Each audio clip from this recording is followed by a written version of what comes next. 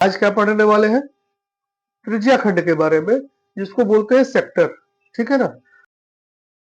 त्रिज्या खंड बेटा हम बहुत सिंपल सी बात ले लेते हैं कि ये एक सर्किल है। क्या है? सर्किल। ये हमने क्या ले लिया? एक रेडियस। एक और क्या ले लिया? रेडियस। अब इसको हमने देखा हो तो एक पोर्शन ये हो गया, ये जो बड़ा वाला पार्ट दिख रहा है, और एक पोर्शन ये वाला हो गया, जो ये छोटा वाला पार्ट दिख रहा है। क्या आप लोग देख पा रहे हो?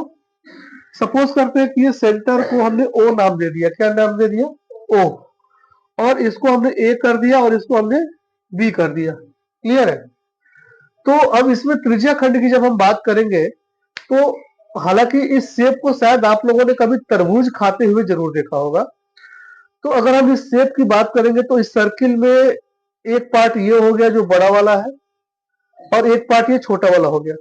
ये हो गया तो इसी को हम त्रिज्या खंड बोलेंगे। क्या बोलेंगे? इसको त्रिज्या खंड बोल सकते हैं या इसको? दोनों को बोल सकते हैं त्रिज्या खंड। तो दोनों को त्रिज्या खंड बोलने के लिए एक चीज ध्यान रखें कि इसको हम कौन सा बोल सकते हैं, छोटा कि बड़ा? बड़ा बोल सकते हैं। तो इसको हम लिख सकते हैं कि दीर्घ त्रिज्या, और इसको क्या लिख सकते हैं? लघु त्रिज्या खंड।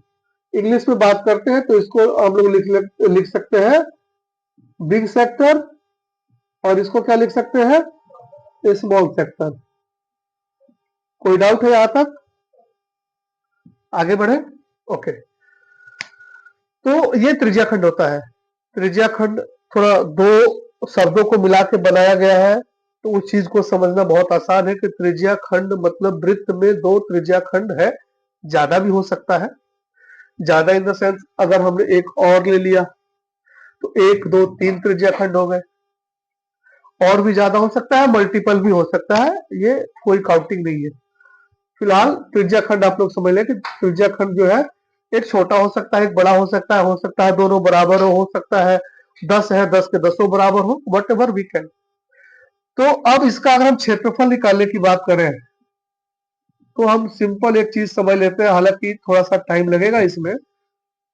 Theta upon 360 into pi r square, ये हो गया आपका फॉर्मूला। क्या हो गया? फॉर्मूला हो गया। अब समझते हैं कि थीटा अपॉन 360 सर्कल का इस सेंटर पे कितना डिग्री का एंगल बनता है? वेरी गुड, 360 डिग्री का बनता है।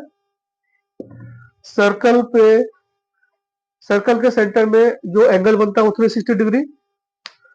सेकंड, अब देखो ये वाला भी तो एक डिग्री बना रहा है ना, an angle between two radius. Suppose हमको नहीं मालूम कितने डिग्री का है, इसको हम मान लेते हैं थीटा। क्या मान लेते हैं? थीटा। थीटा इज अ, चलो इसको भी हम डिफाइन करेंगे कि थीटा क्या है। थीटा, फाई, साई, गामा, बहुत से लेटर्स होते हैं जिनको हम यूज करते हैं मैथमेटिकल टर्म्स में, फिजिक्स के टर्म्स में यूज करते हैं। तो ये क्या है इसका हम एक अलग से आपको वीडियो दे देंगे। तो centre is O and angle is a theta. Then हम अगर मान के चलते हैं, एक एग्जांपल के लिए ले लेते हैं। क्या चीज? एक एग्जांपल। इस डिग्री को हम 30, थीटा इक्वल टू 30 मान सकते हैं, थीटा इक्वल टू 30 मान सकते हैं, 45 मान सकते हैं, 60 मान सकते हैं, वट एवर। ये हमने सिंपल डिग्रीज में लिए हैं, ये डिग्री आएंगे, ये सिंपल डिग्री में लिया है क्योंकि हम आपको समझा सके। जब इसको थोड़ा सा कॉम्प्लिकेट, जैसे 30 की जगह 32 आ जाए, 33 आ जाए, 35 आ जाए, उसका भी सॉल्यूशन किया जाता है, वो थोड़ा सा एडवांस लेवल पे। तो अभी फिलहाल इसको समझने के लिए, तो थीटा का value 30 degree, 45, 60 whatever we can consume.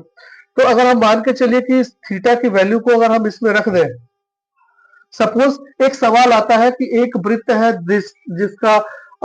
जिसमें दो त्रिज्या खंड है, ठीक है, और छोटा वाला जो त्रिज्या खंड है उसके थीटा का वैल्यू, उसका जो कोण बन रहा है केंद्र पे, उसका वैल्यू 30 डिग्री है। तो आप जो है इसका क्षेत्रफल बताइए। क्या बताइए? क्षेत्रफल। तो क्षेत्रफल 30 divided by 360 into pi r square. R का वैल्यू अगर मान के चलिए कि 21 दिया है, आर का वैल्यू कितना दिया है? 21। तो यहाँ पे क्या हो जाएगा 1/6 इंटू 22/7 इंटू 21 मल्टीप्लाई इंटू 21। हो गया ये क्लियर? अब ये कितना आ जाएगा आपका? 6 और 22 कैसे काट सकते हैं?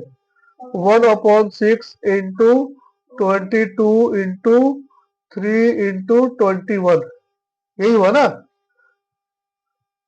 हाँ, कितना वैल्यू आ गया? 11 इंटू 21 यूनिट स्क्वायर। क्या आ गया? समझ में आ रहा है कुछ? अब मगर मान